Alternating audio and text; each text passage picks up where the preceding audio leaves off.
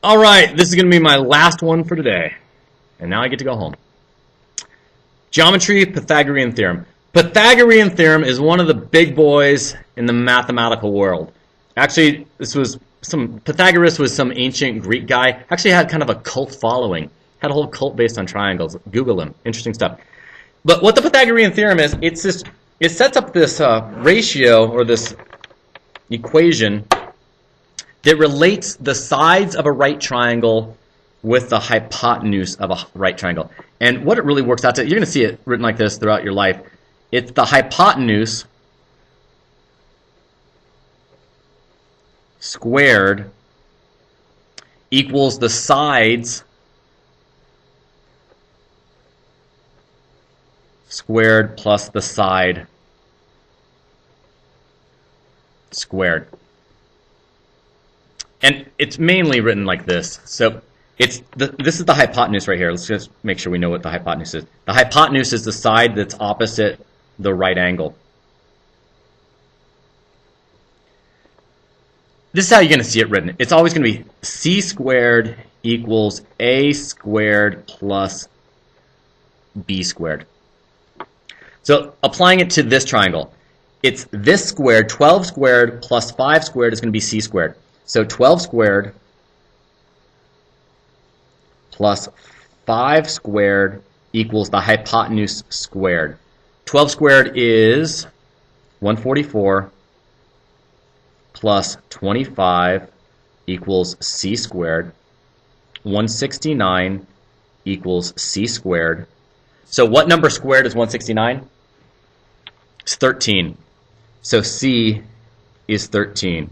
Or just take the square root of the 169, the square root of 169. That's it. This guy's huge. You're going to use this in Algebra 2. You're going to use this in Geometry. Use this in Trig. This guy is all over the place. So really figure this one out. Another one. This time I have the hypotenuse. I have the c.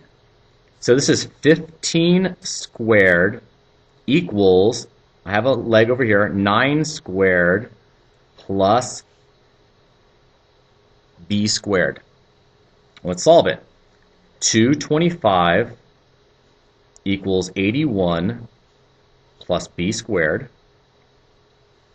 I'll subtract the 81, so it's going to give me, probably going to take me to a 169, I think. No, it's going to, what, 144. So this is going to be 144 equals b squared. What's the square root of 144? 12. 12 squared is 144, so the length is 12 meters on that one. Good stuff. Easy stuff. I like this one. Pythagorean theorem. Another one. Oh, okay. Why did I include this one? Because it has bigger numbers. So I'm looking at a 51 and a 24. 51 squared equals 24 squared plus b squared. 51. 51 squared. 51 squared. 2,601. 24 squared.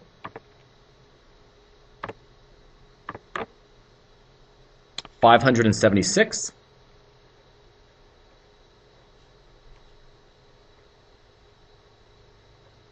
I'll subtract the 576 from the 2601, 2,601 minus 576 gives me 2,025.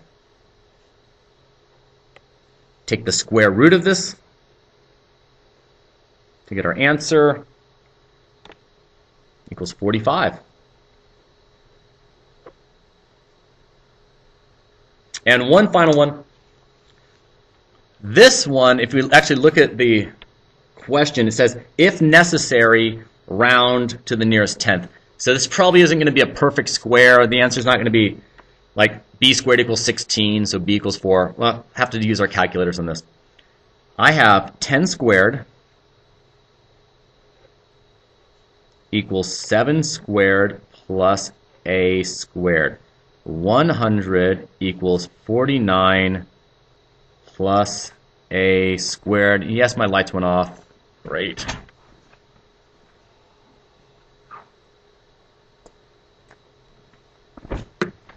I'm back.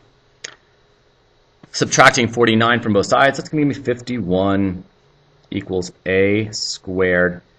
The square root of 51, that's not in my head. I have to use a calculator. So what's the square root of 51? 51 square root. 7.14, and I'm rounding it to the nearest tenth, so it's 7.1. 7.1 centimeters. All right, I am going home. Actually, I'm not. I'm going to the grocery store first and buy some food for dinner or something. Not really sure what I'm going to feed my kids tonight. I don't like feeding them junk food. I'll have to figure this out. Have a good night.